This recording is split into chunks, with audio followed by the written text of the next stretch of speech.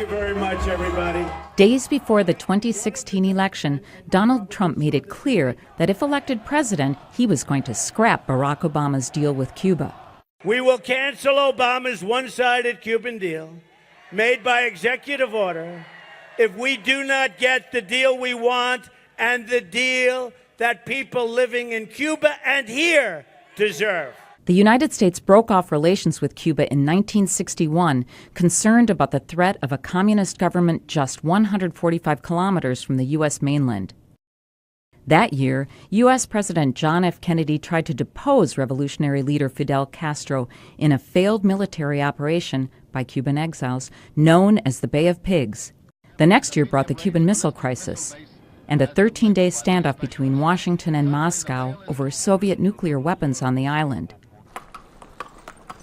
Since then, a U.S. trade embargo banned most Americans from traveling to the island in hopes that isolation might force a change in Cuba's government. It didn't. So, in 2014, President Barack Obama announced a deal with Cuban leader Raul Castro, Fidel's younger brother, to reestablish diplomatic ties. We will end an outdated approach that for decades has failed to advance our interests, and instead, we will begin to normalize relations between our two countries.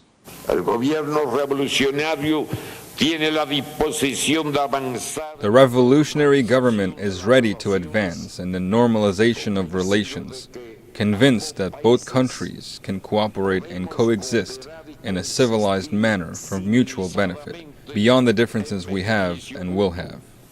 Por encima de las diferencias que tenemos y tendremos.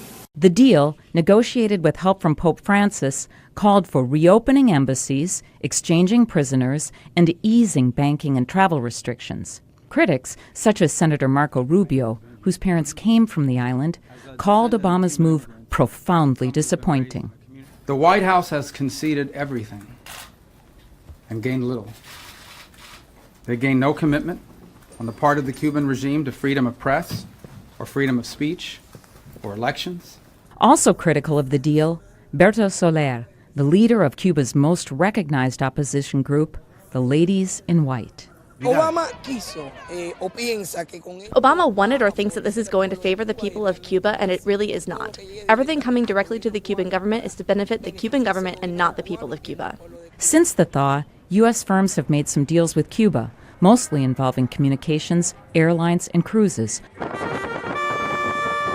Also, more American tourists are visiting the island, a challenge to its creaky infrastructure, but a boon to its economy.